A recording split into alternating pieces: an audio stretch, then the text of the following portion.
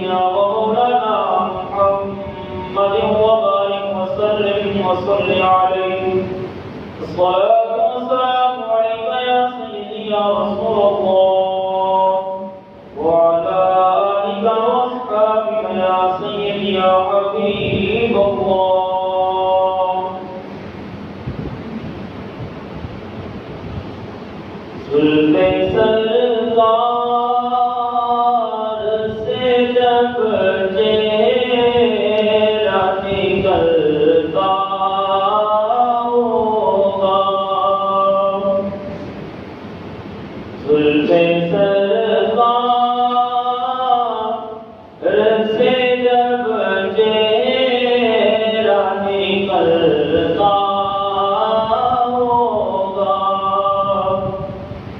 زلفے سرکار سے جب چہرہ نکلتا ہوگا، پھر بھلا کیسے کوئی چاند کو تکتا ہوگا، پھر بھلا سے کوئی چاند کو تکتا ہوگا. اے حلیمہ یہ بتا تو نے تو دیکھا ہوگا، اے حلیمہ یہ بتا تو نے تو دیکھا ہوگا، کیسے تجھ سے میرا محبوب لپٹتا ہوگا. بابا جب بلند بولے سبحان اللہ. کیسے تجھ سے میرا محبوب لپٹتا ہوگا، کتنی خوشبخت ہے طیبہ کی وہ گلیاں دیکھو، کتنی خوشبخت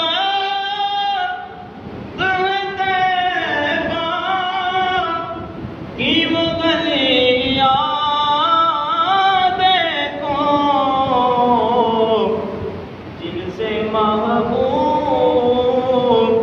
وہ بن ٹھن کے نکلتا ہوگا، جن سے وہ محبوب بن ٹھن کے نکلتا ہوگا.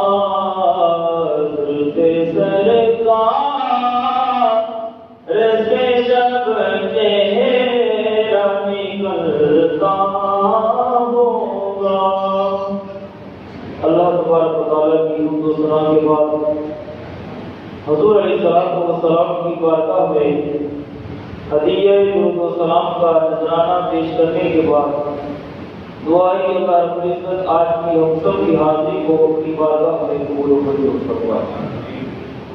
آج کے خطبہ جمعۃ المبارک میں آپ کے سامنے جس موضوع پر گفتگو کرنے کی کوشش کروں گا اس موضوع کا نام ہے چہرہ مصطفیٰ صلی اللہ علیہ وآلہ وسلم.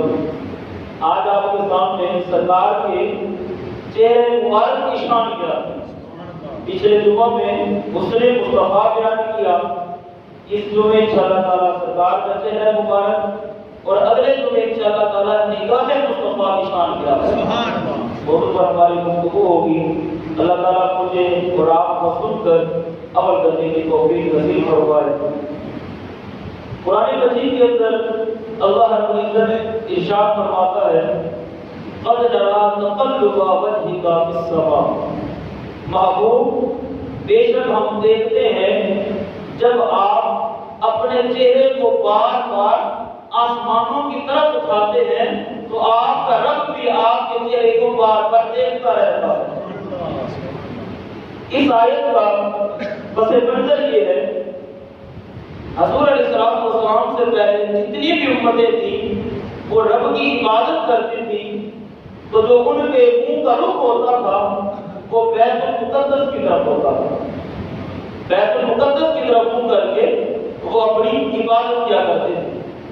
جب حضور علیہ السلام اس دنیا پر تشریف لائے تو آپ جب رب کی عبادت کرتے تھے تو حضور علیہ السلام کے دل میں یہ بات آئی کہ ٹھیک ہے، پچھلے نبیوں کا جو قبلہ رہا ہے وہ بیت المقدس رہا ہے، تو سرکار نے فرمایا کہ میرا ارادہ یہ ہے کہ میری امت کا جو قبلہ ہے وہ بیت المقدس نہ ہو بلکہ بیت اللہ شریف کو بنا دیا جائے۔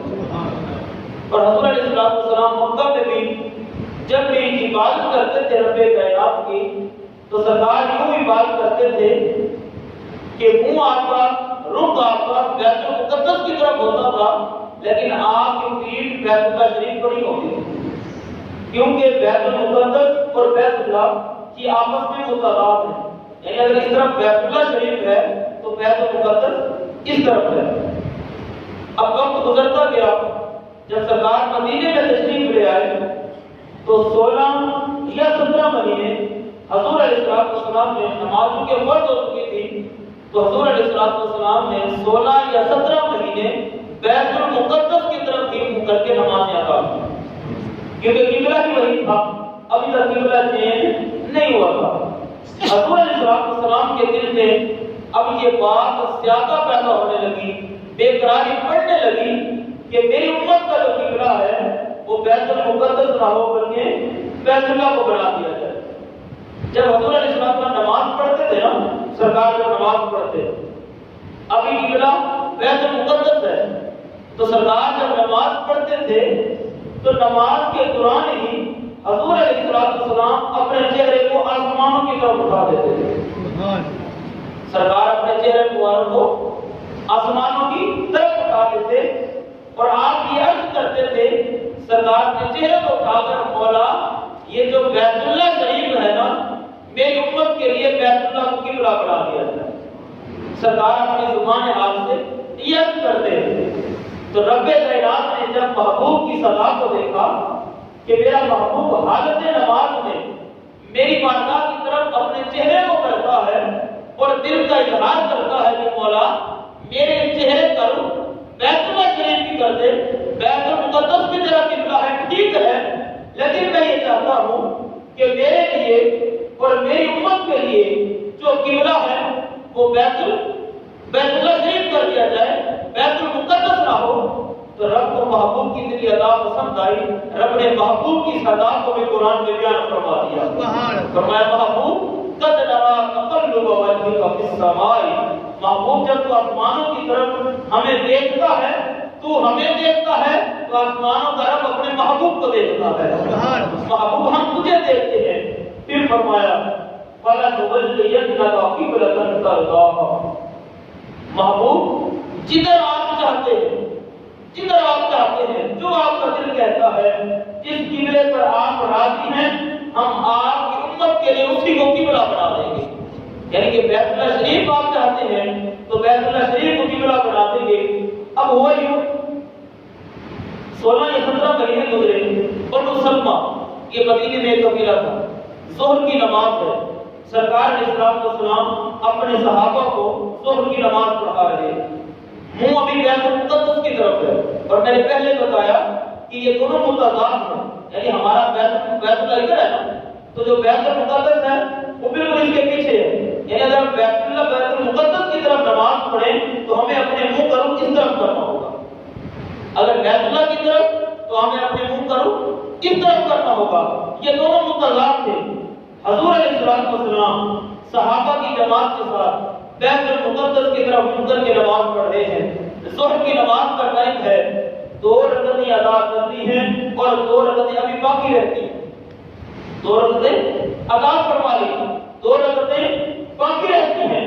سرکار کے دل میں پھر یہ بات آئی، مولا میری امت کے لیے قبلہ جو ہے وہ بیت اللہ شریف کو بنا دیا جائے۔ جب پھر بات آئی، رب نے جبریل کو بھیجا، کہا محبوب جس طرف آپ چاہتے ہیں آپ اپنے منہ کو پھیر لیں، ہم آپ کی امت کے لیے اسی کو قبلہ بنا دیں گے۔ فرمایا محبوب آپ حالت نماز نہیں بیت اللہ شریف کی طرف منہ کر لیں، ہم آپ کے لیے آپ کی امت کے لیے بیت اللہ کو ہی قبلہ بنا دیں گے۔ سرکار نے فرمایا جبریل 2 رکعتیں رہ گئی ہیں، چلے یہ 2 رکعتیں مکمل کر لو، نماز مکمل ہو جائے، اگلی نماز کے وقت اپنا رخ بیت اللہ شریف کی طرف کر لوں گا۔ عرض کی حضور ایسا نہیں ہے، رب نے کہا محبوب حالت نماز میں ہی تمہارے چہرے کا رخ بیت المقدس کی طرف ہے۔ محبوب نماز بعد میں مکمل کرنا، حالت نماز میں بیت المقدس کو چھوڑ کر اپنے چہرے کا رخ بیت اللہ شریف کی طرف۔ سبحان اللہ، حالت نماز میں ہی قبلے کو بدل دیا گیا۔ اب مجھے بتائیے امام آگے کھڑا ہے، جماعت پیچھے ہوتی ہے، سرکار کا رخ بیت المقدس کی طرف، سرکار کے پیچھے جماعت ہے۔ حضور علیہ السلام نے وہیں سے اپنے چہرے کو پھیرا، صفوں کو چیرتے ہوئے سرکار آگے تشریف لے آتے ہیں اور صحابہ کرام وہیں کھڑے ہو کر بیت المقدس کو چھوڑ کر سرکار کے پیچھے بیت اللہ شریف کی طرف کر لیتے ہیں۔ یعنی حالت نماز کے اندر بیت المقدس کو چھوڑا گیا اور بیت اللہ شریف کی طرف منہ کر لیا گیا۔ کہا محبوب نماز بعد میں مکمل ہوگی، پہلے تیری رضا پوری ہوگی، پہلے جو تو چاہتا ہے وہی پورا ہوگا۔ تو پھر وہ کسی نے کیا حکم کہا، می بریا کستوریاں کا، پنجابی شاعر ہے آغا چشتی فاروق رحمۃ اللہ علیہ، آپ فرماتے ہیں می بریا کستوریاں کا جدو یار نچوڑیاں زلفاں، می بریا کستوریاں کا جدو یار نچوڑیاں زلفاں، تے قبلہ ادھر بڑھیا سائن جدھر یار نے پھیریاں زلفاں، تے قبلہ ادھر بڑھیا سائن جدھر یار نے پھیریاں زلفاں۔ تو یہ سرکار کے چہرے پاک کا ذکر ہے جو قرآن کی آیت میں کیا۔ دوسری آیت سورہ الضحیٰ کے اندر، وہ ضحیٰ 40 دن کے بعد یہ وحی آئی، یہ سورت نازل ہوئی جب ڈاکٹر نے کہا کہ مسلمانوں کا جو نبی ہے حضرت محمد صلی اللہ علیہ وسلم، اس کے رب نے اس کو چھوڑ دیا ہے، تو رب نے یہ پوری سورت نازل کی۔ اس سورت کے اندر جو سب سے پہلی قسم کھائی وہ کہا والضحیٰ، محبوب مجھے تیرے چمکتے ہوئے چہرے کی قسم، مجھے تیرے چمکتے ہوئے چہرے کی قسم، واللیل اذا سجا، محبوب مجھے تیری زلف عنبرین کی قسم، ما ودعک ربک وما قلی، آسمانوں کا رب کل بھی مصطفیٰ کا تھا، آج بھی مصطفیٰ کا ہے، قیامت تک بھی مصطفیٰ کا ہے، اور قیامت کے بعد کی جو دنیا ہے اس وقت بھی رب مصطفیٰ کا ہی ہے۔ محبوب رب تیرا ہی ہے، رب تیرا ہی ہے، پہلے بھی تیرا تھا، آج بھی تیرا ہے، اور قیامت کے بعد بھی مصطفیٰ کا ہے۔ تو یہ رب نے دوسری مقام پر، دوسری جگہ پر اپنے محبوب کے چہرے کا ذکر کیا۔ آئیے آپ اس مبارکہ کی طرف رخ کرتے ہیں۔ اس سے پہلے کچھ بزرگوں نے بھی سرکار کے چہرے کے بارے میں بیان فرمایا۔ ڈاکٹر علامہ اقبال علیہ رحمہ سرکار کے چہرے کا جو ذکر کرتے ہیں، شش صحت روشن زیتاب روئے تو ترک و تاجیب و عرب ہندو تو، عرض کرتے ہیں آقا ہمارے اوپر، ہمارے نیچے، ہمارے آگے، ہمارے پیچھے، ہمارے دائیں طرف، ہماری بائیں طرف، یہ ساری کائنات چمک رہی ہے، روشن ہے، منور ہے۔ یہ کسی اور چیز کی وجہ سے نہیں چمک رہی، بلکہ چہرے مصطفیٰ سے جو روشنی آ رہی ہے، اس روشنی کی وجہ سے رب کائنات نے اس کائنات کے اندر اپنا نور پھیلایا ہوا ہے۔ یہ دنیا میں روشن نظر آ رہی ہے، یہ سرکار کے چہرے کی وجہ سے چمک رہی ہے۔ اللہ اکبر۔ دوسرے مقام پر آپ فرماتے ہیں روح مصطفیٰ ہے وہ آئینہ، کہ اب ایسا دوسرا آئینہ نہ کسی کی بس میں خیال میں ہے، نہ دکان آئینہ صاف میں ہے، نہ کسی کی بس میں خیال میں ہے، نہ دکان آئینہ صاف میں ہے۔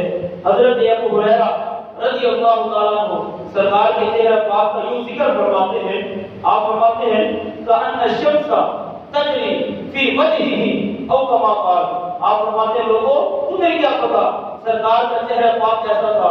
آپ فرماتے ہیں کہ سرکار کا چہرہ ایسے تھا جب دیکھنے والا چہرے مصطفیٰ کی زیارت کرتا تھا تو اسے یوں لگتا تھا کہ آسمانوں کا جو چمکتا ہوا سورج ہے وہ چہرے مصطفیٰ میں تلاش کر رہا ہے۔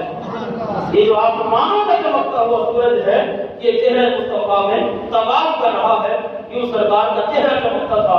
اور حضرت حسان فرماتے ہیں سرکار کا چہرہ مبارک اندھیری رات میں، دن کی بات نہیں ہے، اندھیری رات میں سرکار کا چہرہ یوں چمکتا تھا جیسے اندھیری رات میں روشن چراغ چمکتا ہے، جیسے کہ مگر چراغ جلا کر رکھ دے، اندھیری رات میں وہ چمک رہا ہوتا ہے، لاٹیں مار رہا ہوتا ہے۔ آپ فرماتے ہیں کہ سرکار کا چہرہ اندھیری رات میں یوں چمکا کرتا تھا، یوں سرکار کے چہرے سے نور نکلا کرتا تھا۔ آئیے حضرت عائشہ صدیقہ رضی اللہ تعالی عنہا کی بارگاہ میں چلتے ہیں۔ آپ فرماتے ہیں گرمی کا موسم ہے، سرکار گھر میں تشریف فرما ہے، اچانک میری نظر سرکار کی پیشانی مبارک پر پڑی، سرکار کے چہرے پر پڑی۔ میں نے کیا دیکھا کہ سرکار کے چہرے پر پسینہ آیا ہوا ہے۔ کیا آیا ہوا ہے؟ پسینہ مبارک۔ آپ فرماتی ہیں جب میں نے یہ سرکار کے چہرے پر پسینہ دیکھا تو میں اپنے ہوش کھو گیا، میری نگاہیں چہرے مصطفیٰ پر ٹک گئی، میں سرکار کے چہرے پر تک رہی ہوں۔ جب سرکار نے میری طرف دیکھا، میری حیرانی کو، پریشانی کو دیکھا تو سرکار نے فرمایا مالا کی اے عائشہ تجھے کیا ہو گیا؟ کہتی یا عائشہ، اے عائشہ تو کہاں گم ہو گئی ہے؟ کس چیز نے تجھے مست کر دیا ہے؟ کدھر گم ہو گئی ہے؟ تو حضرت عائشہ صدیقہ رضی اللہ تعالیٰ عنہ کہتی ہیں یا رسول اللہ جعل جبینک یعرق وجعل عرقک یتولد نورا۔ عرض کرتی ہیں آقا میں یہ دیکھ رہی ہوں آپ کی پیشانی مبارک پر، ماتھے مبارک کے اوپر پسینہ آ رہا ہے، آپ کے اوپر پسینے کے اثرات ہیں، پانی آ رہا ہے، لیکن میری نگاہیں دیکھ رہی ہیں یہ صرف پسینہ نہیں ہے، اس پسینے سے نور کے موتی بن رہے ہیں، اس پسینے سے نور کے موتی بن کر کے رہے ہیں۔ تو جب میں یہ منظر دیکھا تو میں حیران ہو گئی، کیوں ہو گئی؟ اس لیے کہ مجھے پتہ چل گیا ہمیں جو پسینہ آتا ہے وہ اور ہوتا ہے، جو اللہ کے نبی کو پسینہ آتا ہے وہ اور ہوتا ہے۔ یا رسول اللہ آپ کے چہرے پر پسینہ آ رہا ہے لیکن اس پسینے سے نور کے موتی بن کر کے رہے ہیں۔ دوسری حدیث پاک میں آپ فرماتی ہے شہری کا وقت ہے، میں گھر میں بیٹھی تھی، اچانک میری سوئی نیچے گری اور لائٹ بھی چلی گئی، لائٹ تو تھی نہیں، دیا تھا وہ بجھ گیا۔ آپ فرماتے ہیں کہ کمرے کے اندر اندھیرا چھا گیا، میری سوئی کمرے کے اندر گر رہی، ان کو کی سحری کا وقت ہے، میں کپڑے کو سلائی کر رہی ہوں، فسقطت الابرۃ، میری جو سوئی تھی وہ گر گئی، فطلبتها، میں نے اس کو تلاش کیا، فلما قدر علیہا، مجھے ڈھونڈنے سے وہ نہ ملی۔ اچانک کیا ہوتا ہے؟ اندھیرا کمرہ ہے، اندھیری کوٹڑی ہے، سوئی گر گئی، تلاش کیا ملی نہیں۔ آپ فرماتی ہیں پھر کیا ہوتا ہے؟ آمنہ کلال تشریف لے آتا ہے، سرکار تشریف لے آتے ہیں۔ جب میری کوٹڑی کے اندر، میرے کمرے کے اندر سرکار جلوہ گر ہوتے ہیں، سرکار کے چہرے سے نور نکلتا ہے، چمک نکلتی ہے۔ آپ فرماتے ہیں سرکار کے چہرے سے یوں نور نکلتا ہے کہ میرا کمرہ روشن ہو جاتا ہے، میرے کمرے کے اندر اجالا ہو جاتا ہے۔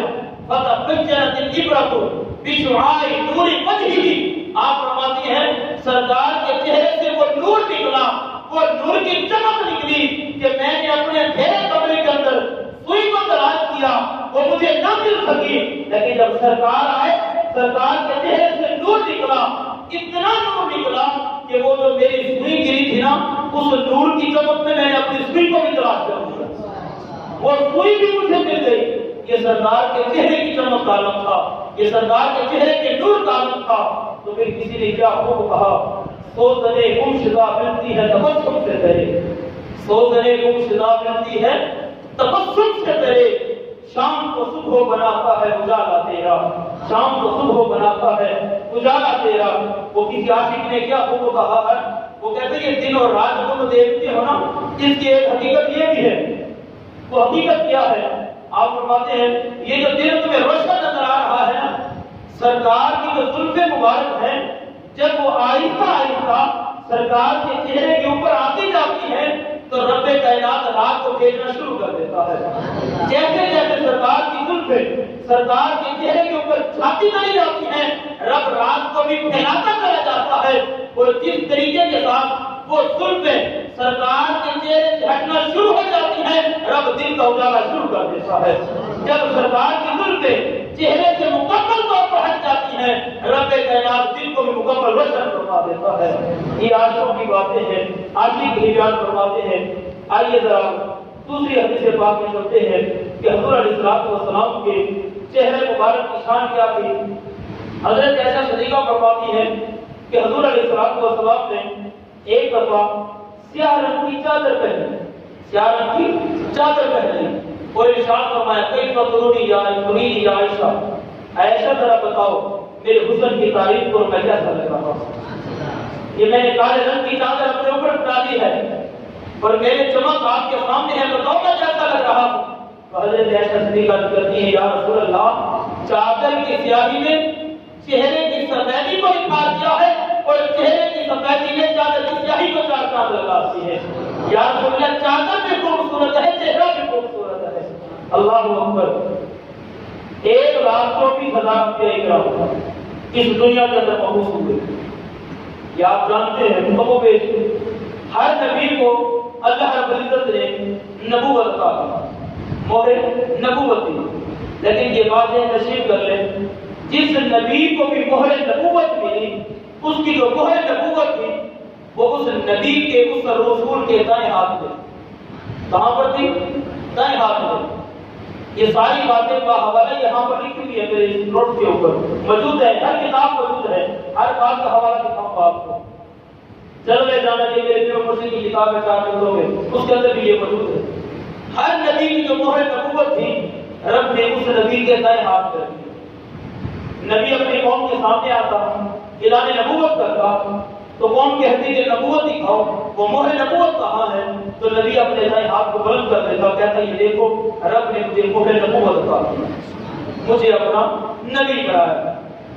جب سرکار کی باری آئی، آپ نے علماء سے سنا ہے، کتب حدیث میں ہے، جس مسلک والے آج حدیث سے جا کر پوچھ لیجیے وہ تمہیں یہی بتائے گا سرکار کی جو مہر نبوت تھی وہ آپ کے دائیں ہاتھ میں نہیں تھی، آپ کے دائیں ہاتھ میں نہیں تھی، بقیہ سارے نبیوں کی جو مہر نبوت تھی وہ ان کے دائیں ہاتھ میں تھی۔ سرکار کی جو مہر نبوت تھی وہ دونوں کندھوں کے درمیان آپ کی پشت مبارک پر، آپ کی پشت مبارک پر دونوں کندھوں کے درمیان تھی۔ سوال یہ پیدا ہوتا ہے مولا ہر نبی کو تم نے مہر نبوت دی مگر اس کی نبوت کو دائیں ہاتھ میں رکھا، مگر جب سرکار کی باری آئی تو تم نے مہر نبوت کو دونوں کندھوں کے درمیان پشت مبارک پر کیوں رکھا، دائیں ہاتھ میں کیوں نہیں رکھا؟ اس میں حکمت کیا ہے، وجہ کیا ہے؟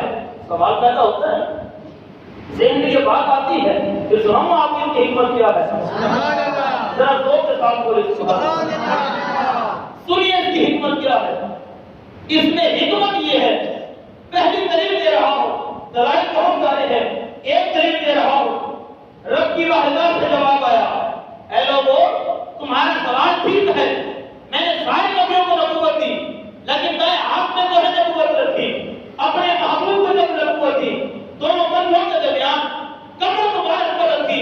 اس میں حکمت یہ ہے، وجہ یہ ہے کہ میں نے اپنے محبوب کا چہرہ کتنا حسین بنا دیا ہے، ایسا نکھار دیا ہے، ایسا نور پیدا کر دیا ہے کہ دیکھنے والا جب میرے محبوب کے چہرے کو دیکھے گا اسے نبوت کی دلیل مانگنے کی ضرورت نہیں پڑے گی، وہ چہرے کو دبا کر دیکھتا جائے گا، اس کی زبان پر کلمہ حق جاری ہو جائے گا۔ دیکھنے والا میرے محبوب کے چہرے کو دیکھ کر پڑھے گا لا الہ الا اللہ محمد رسول اللہ، اور وہ کہہ دے گا کہ اتنا حسین چہرہ صرف نبی کا ہی ہو سکتا ہے، اتنا حسین چہرہ صرف نبی کا ہی ہو سکتا ہے۔ آئیے پھر آپ اس پر حدیث بھی دیتا ہوں، شاید آپ کے لیے بھی اپنی طرف سے سنا رہا ہے، صحابہ کی ہر کتاب میں یہ حدیث پاک موجود ہے۔ حضرت عبداللہ بن سلام رضی اللہ تعالیٰ عنہ ابھی تک کلمہ نہیں پڑھا، یہودیوں کے بہت بڑے عالم تھے، پچھلی کتابوں کے بہت بڑے عالم تھے، ماہر تھے، بہت بڑے مفتی تھے ان کے۔ جب آپ کو پتہ چلا کہ حضور علیہ السلام تشریف لائے ہیں، اب یہودی جو تھے انہوں نے سرکار کی مخالفت کی، انہوں نے آپ کو تیار کیا اور کچھ سوالات لیے، کہا کہ یہ سوالات لے جاؤ اور مسلمانوں کے نبی سے جا کر یہ سوالات کرو، معاذ اللہ مسلمانوں کے نبی کو تم نے جھوٹا کہا، مسلمانوں کے نبی کو تم نے جھوٹا کہا ہے۔ یہ جب آتے ہیں سرکار کی بارگاہ میں تو حضور علیہ السلام اپنے غلاموں کو صلہ رحمی کا درس دے رہے ہیں۔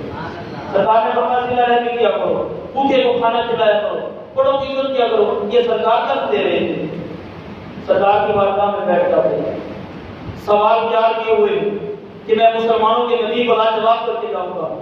جب مکمل محفل ہو گئی سرکار متوجہ ہوتے ہیں، سرکار فرماتے عبداللہ بن سلام کیسے آئے، کیا کرنے آئے؟ جب سرکار نے یہ الفاظ کہے اور سرکار نے جیسے ہی یہ الفاظ کہے دل کی دنیا تبدیل ہو گئی، دل کی دنیا تبدیل ہو گئی۔ فرمایا کیسے آئے ہو؟ سارے سوالات تتلیوں کی طرح اڑ گئے، عرض کرتے ہیں آقا آپ کو غلام بن آیا، آپ کا غلام بن آیا ہوں، سودا لینے بازار گئے تھے، آپ اسی کے پیچھے جس کے طریقار تھے، آپ اسی کے پیچھے جس کے طریقار تھے۔ اچھا جب سرکار نے کلمہ پڑھا دیا ادھر یہودیوں کو پتہ چلا کہ ہم نے تو مناظرے کے لیے بھیجا تھا، یہ تو اس کا غلام ہو گیا ہے، وہ دوڑ کر آ گئے اور کہا عبداللہ بن سلام تم تو ہمارا بہت بڑا عالم تھا، بہت بڑے پاس علم تھا، ہم نے تو کہا کہ تمہیں جا کر جھوٹا ثابت کرنا ہے، مگر یہ تم نے کیا کیا؟ اللہ اکبر۔ پھر آپ نے جو جواب دیا سن کر آپ کا ایمان روشن ہوگا۔ سنیے سرکار کے چہرے کی اشارہ کیا ہے اور آپ کا دل کرے گا کہ ہم یہاں سے اٹھ کر چھت کے ساتھ لگ کر سبحان اللہ کہیں اور میں دیکھوں گا کس کا ایمان روشن ہوتا ہے، کتنی سزا کو سبحان اللہ کی دیتا ہے۔ جب یہودی نے یہ کہا عبداللہ بن سلام بتا تو صحیح یہ تم نے کیا کیا، ہمیں شکست کھلا دی، تو مناظرہ کرنے کے لیے گیا تھا مگر تو اسی کا غلام بن گیا۔ اب اس عبداللہ بن سلام نے کیا جواب دیا؟ اس نے کہا یہودیوں بات ٹھیک ہے لیکن بات یہ ہے فلما استفتت وجه رسول الله صلی اللہ علیہ وسلم عرفت ان وجهه ليس بوجه الكذاب او كما قال۔ عبداللہ بن سلام کہتے ہیں یہودیوں جب میں نبی کی بارگاہ میں آیا، اس محبوب کی بارگاہ میں آیا، اس کے وضوحات کے چہرے کو دیکھا، اس کے چمکتے ہوئے چہرے کو دیکھا تو میرے اندر سے آواز آئی، میرے ایمان میں آواز دی، میرے روح نے پکارا، کہا عبداللہ بن سلام اتنا عظیم چہرہ کسی جھوٹے کا نہیں ہو سکتا، اگر یہ چہرہ ہو سکتا ہے تو صرف اللہ کے نبی کا ہو سکتا ہے۔ کہا کہ میرے دل نے یہ کہا، میرے اندر سے یہ آواز آئی ان وجهه ليس بوجه الكذاب، اتنا حسین چہرہ کسی جھوٹے کا نہیں ہو سکتا، اتنا حسین چہرہ اگر کسی کا ہو سکتا ہے تو وہ اللہ کے محبوب کا ہو سکتا ہے۔ یہ وہ چہرہ تھا جو رب نے اپنے محبوب کو دیا۔ امام بخاری رحمۃ اللہ علیہ اس بات کو لکھتے ہیں سرکار ایک مدینے سے سیر کرنے کے لیے نکلے، تھوڑا پہلے پہ ایک قافلہ رکا ہوا تھا جس کو وقت طائی کہا جاتا ہے سیرت کی کتابوں میں۔ سرکار نے دیکھا کہ 100 فرنگ کا اونٹ ہے، سرکار کو پسند آ گیا۔ سرکار نے فرمایا کہ اس اونٹ کو بیچتے ہو؟ انہوں نے کہا کہ ہم بیچتے ہیں، سودا طے ہو گیا۔ سرکار نے فرمایا کہ بات یہ ہے اب تک انہوں نے کلمہ بھی نہیں پڑھا، ان قافلے والوں نے کلمہ بھی نہیں پڑھا۔ سرکار نے فرمایا کہ میں باہر آیا تھا، میں ابھی وقتی طور پر پیسے تو نہیں لے کر آیا، آپ یہ اونٹ مجھے دے دیں، یہ ساتھ میرا گھر ہے، میں جاتا ہوں اور میں وہاں سے قیمت بھیج دوں گا، میرے غلام آ کر آپ کو یہ قیمت دے دیں گے۔ سودا طے ہو گیا۔ سرکار کو لے کر چل رہے ہیں، وہ جو 3-4 جنے لوگ تھے نا وہ اپنے سر کو ہاتھ پر رکھ کر سرکار کو تک رہے، سرکار کو تک رہے۔ جب سرکار نظروں سے اوپر ہو گئے تھوڑی دیر کے بعد میں ہوش آیا، ایک دوسرے سے کہنے لگے یار وہ ہمارا اونٹ کدھر گیا، وہ ہمارا اونٹ کدھر گیا؟ انہوں نے کہا کہ ایک اجنبی بندہ آیا، نہ ہم اسے جانتے، نہ کوئی جان نہ کوئی پہچان، اور وہ آ کر ادھار ہمارا قیمتی اونٹ لے کر چلا گیا ہے۔ اور آپ بھی جانتے ہیں اتنے کہ آپ حضرات کہتے ہیں جب کسی سے سودا ادھار کیا جاتا ہے یا تو ہم اسے جانتے ہوتے ہیں، پہلی بات۔ دوسری بات یا ہم کوئی چیز گروی رکھتے ہیں کہ یہ چیز مجھے دے جاؤ، میرے پیسے دے جاؤ گے یہ چیز لے جانا، یا پھر ہم تیسرا کام یہ کرتے ہیں کسی کو ضمانتی طور پر رکھ لیتے ہیں کہ کسی کی ضمانت دے دے اور تو یہ سامان لے جا۔ انہوں نے کہا ہم نے سودا ادھار کیا، نہ اسے کوئی چیز گروی رکھی، نہ ہم میں سے کوئی اسے جانتا ہے اور نہ ہم نے کوئی ضمانتی دیا، اور وہ ہمارا قیمتی اونٹ لے کر چلا گیا۔ اچھا جب انہوں نے جو جواب دیا نا، بڑی سیرت کی کتاب ہے امام زرقانی رحمۃ اللہ علیہ کی، ایمان کا ہوتا ہے، آپ فرماتے ہیں کہ ایک بولا، ان میں سے ایک بولا، اس نے کہا کہ یار بات یہ ہے، اذا تکلم رؤیا تدور یخرج من بین ثنایاہ، یار جب وہ ہم سے باتیں کر رہا تھا نا، میں تو اس کے دانتوں کو دیکھ رہا تھا کہ اس کے سامنے والے دانتوں سے نور نکل رہا تھا، اس کے سامنے والے دانتوں سے نور نکل رہا تھا، جب وہ ہم سے گفتگو کر رہا تھا، بس میں تو اس کے دانتوں سے نکلنے والے نور کو ہی تک کر رہا ہوں، مجھے تو ہوش ہی نہیں رہا وہ کیا کہہ رہا ہے۔ ایسا دوسرا بولا، اس نے کہا کہ یار جب وہ بول رہا تھا نا، یوں لگ رہا تھا جیسے منہ سے پھول نکلتے، جیسے منہ سے پھول نکل رہے ہیں، میں تو بس اس کی میٹھی بولی کے اندر مست ہو گیا، مجھے تو ہوش ہی نہیں رہا یہ کیا ہو رہا ہے۔ ایسا تیسرا بولا، اس نے کہا یار اذا ضحک یتلاعب فی الجدر، میں دیکھ رہا تھا جب وہ باتیں کرتے ہوئے مسکراتا تھا، تبسم کرتا تھا، تو میں نے کیا دیکھا، اس کے چہرے سے نور نکل رہا تھا اور سامنے والے پہاڑوں کو روشن فرما رہا تھا، سامنے والے پہاڑوں کو روشن کر رہا تھا۔ اچھا اب یہ بات ہو رہی تھی، انہوں نے کہا کہ یار ایک اجنبی بندہ آیا اور ہمیں اپنے حسن کا جادو دکھا کر، اپنا چہرہ دکھا کر اور ہمارا اونٹ کا وہ قیمتی ہتھیار کر دے گیا، ہمیں دھوکہ دے گیا۔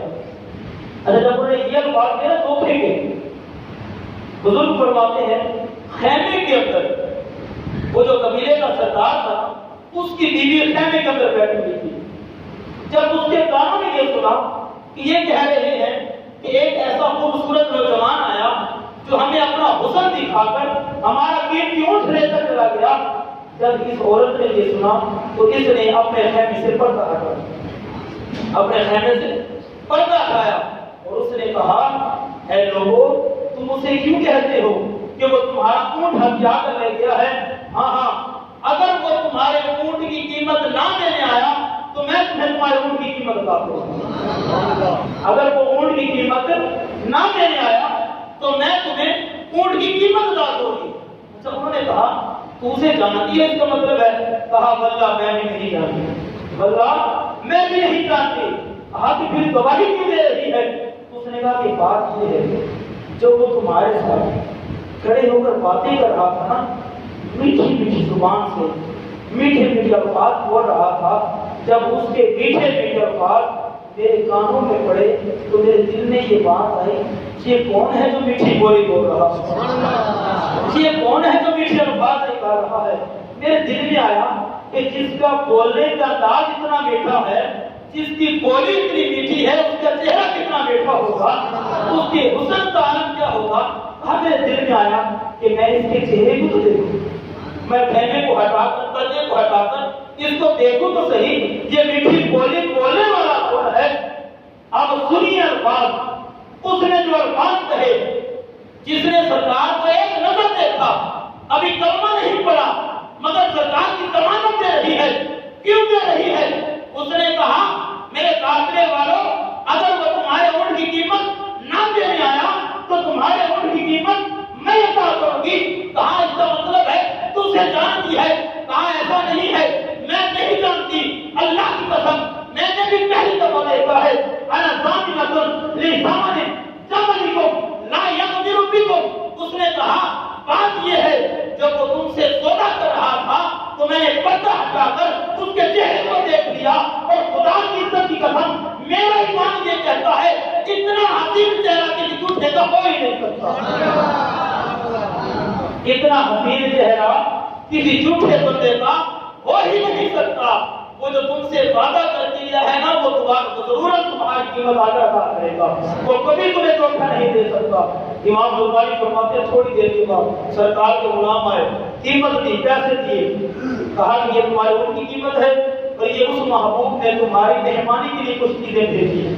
اچھا جب انہوں نے دے دیا تو انہوں نے کہا کہ یار قیمت ہم بعد میں لیں گے، پہلے ہم اس محبوب کا غلام بناؤ، پہلے ہم اس محبوب کا غلام بناؤ۔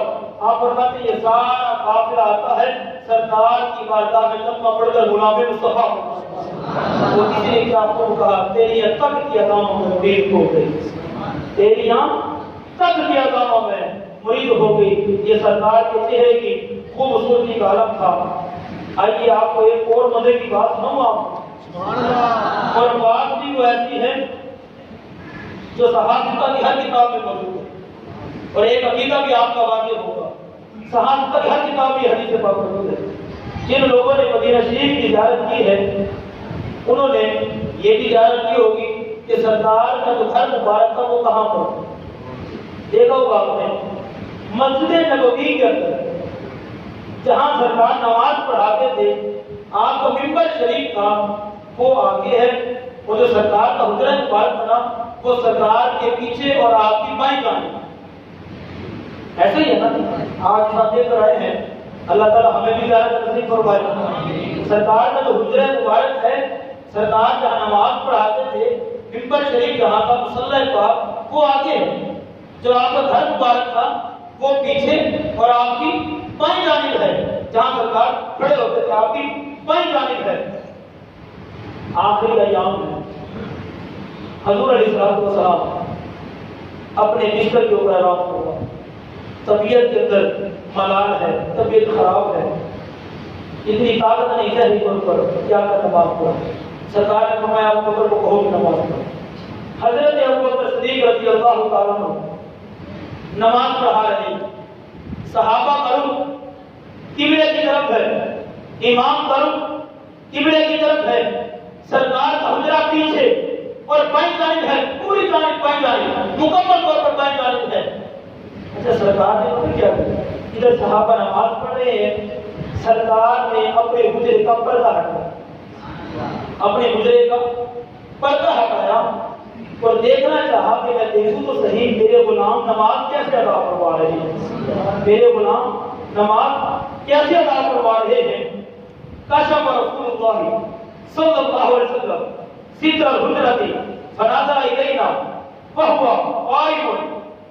اب صحابہ کو کیا فرماتے ہیں؟ صحابہ کہتے ہیں جیسے ہی سرکار نے حجرے کا پردہ ہٹایا، حجرہ مبارک پیچھے ہے، صحابہ آگے کھڑے ہیں اور حجرہ مبارک بائیں جانب ہے، صحابہ کا رخ قبلے کی طرف ہے۔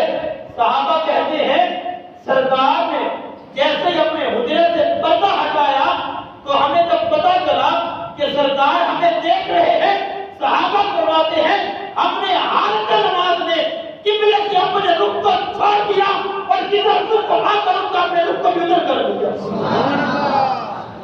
کھڑے حالت نماز میں ہے، قبلے کا رخ بیت المقدس کی طرف چہرے کا رخ۔ جب سرکار نے ہمیں دیکھا، ہمیں پتہ چلا سرکار ہمیں دیکھ رہے ہیں، صحابہ فرماتے ہیں ہم نے قبلے سے رخ کو چھوڑ دیا اور سرکار کی طرف اپنا رخ کر دیا، سرکار کو دیکھنے لگے۔ اب کیا ہوا؟ صاحب یہ حالت نماز کی بات ہے، صحابہ کی ہر کتاب میں حدیث سے بات موجود ہے۔ پوچھو اپنے عالم دین سے، اس کے سر پر قرآن رکھو، حدیث کی کتاب رکھو اور اس کو کہو پتہ یہ حدیث سے بات ہے یا نہیں ہے۔ صحابہ کی ہر کتاب میں یہ حدیث سے بات ہے، اپنی طرف سے تو کہانی نہیں سنا رہا، اتنا بڑا حوالہ دے رہا ہوں، عقیدہ وجہ کر رہا ہوں آپ کا۔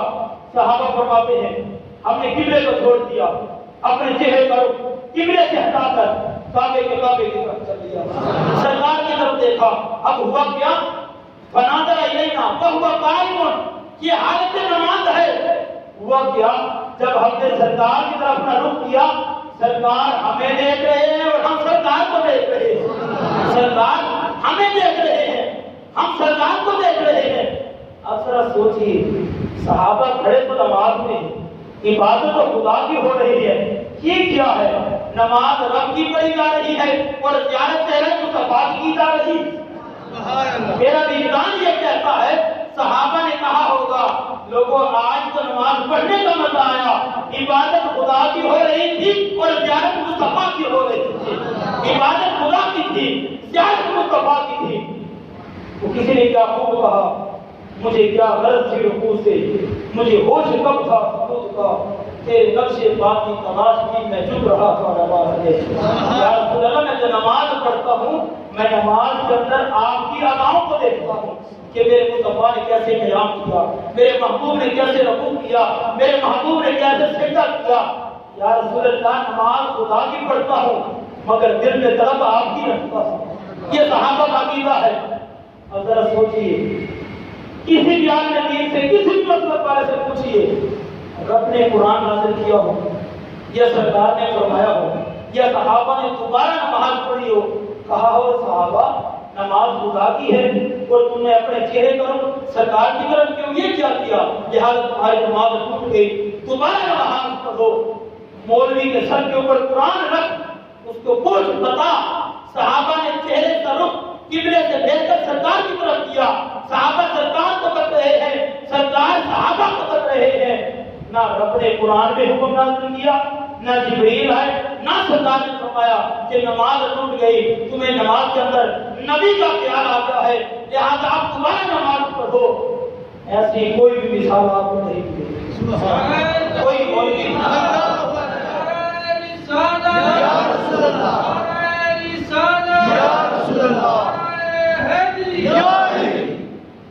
ایسی کوئی بھی مثال آپ کو نہیں ملے گی۔ اچھا سنو آپ کو، صحابہ نے جب حالت نماز میں سرکار کا چہرہ دیکھا تو کیا تھا؟ سنو آپ کو سرکار کے ساتھ کیا فرمایا؟ صحابہ فرماتے ہیں کأن وجہہ بھرق مصحف او کما قال، صحابہ فرماتے لوگوں حالت نماز میں جب ہمارے چہرے کا رخ قبلے کی طرف تھا، جب سرکار نے ہمیں دیکھا ہم نے قبلے کو چھوڑا، سرکار کی طرف اپنے رخ کو کر لیا۔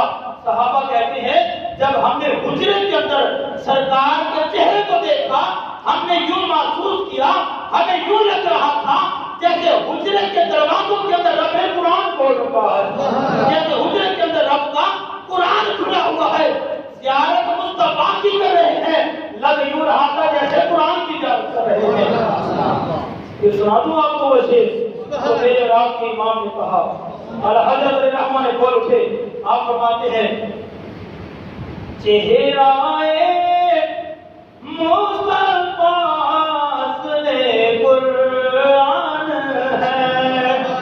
یہ صحابہ نے ترجمانی کی، کہا اے لوگوں جب ہم نے سرکار کے چہرے کو دیکھا کہ سرکار کا چہرہ یوں لگ رہا تھا جیسے قرآن کھلا ہوا ہے، تو پھر حضرت نے ترجمانی کی، آپ فرماتے ہیں چہرہ مصطفیٰ سے قرآن ہے، بابا نے بلند پڑھی چہرہ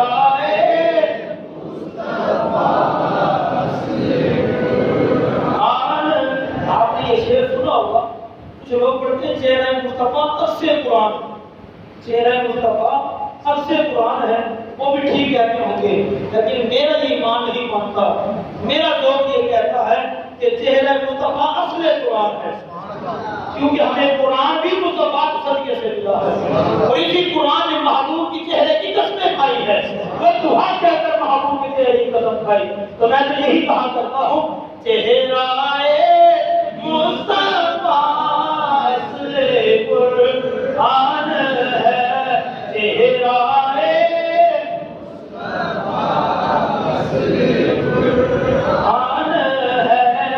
عاشقوں کی تلاوت پیدا ہو سلام، عاشقوں کی تلاوت پیدا ہو سلام۔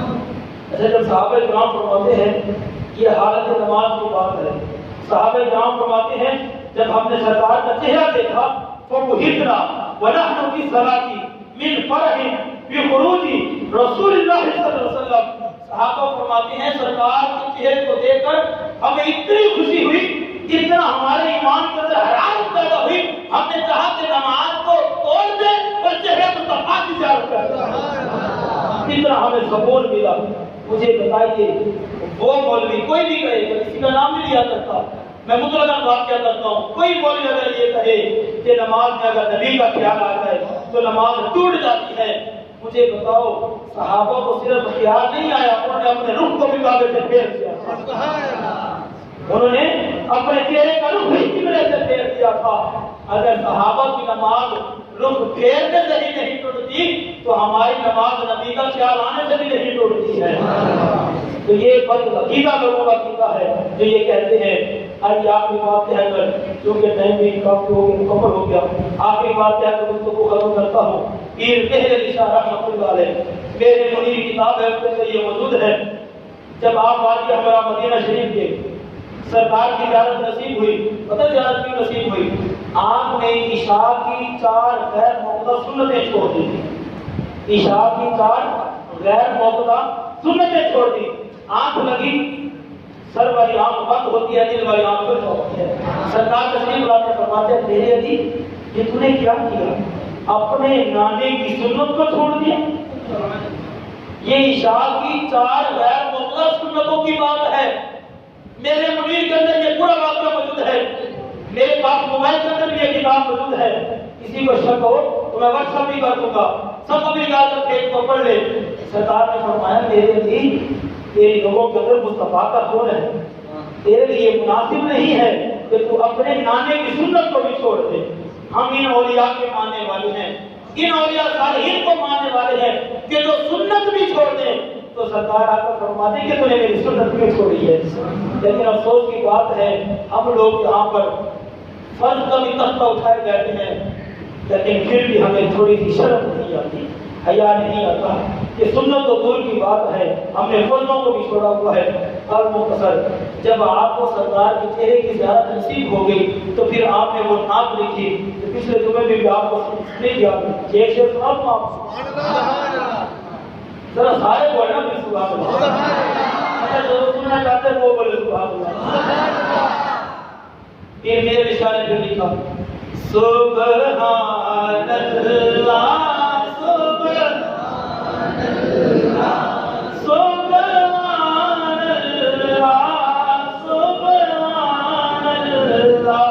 سبحان اللہ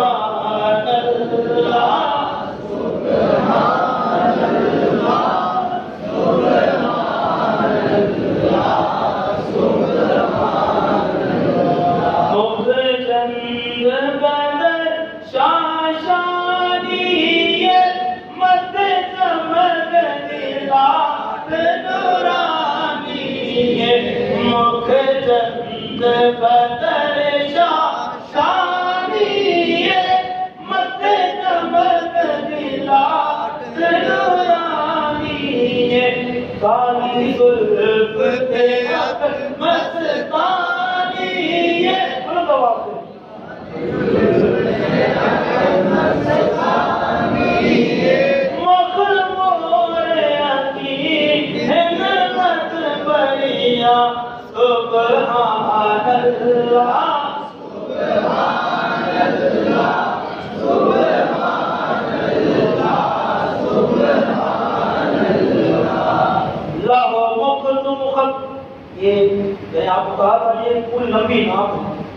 یہ 2-4 شعر آپ نے سنے ہیں، لیکن اب میں آپ کو ان کی نعت کے دوسرے شعر سناتا ہوں جو آپ نے نہیں سنے.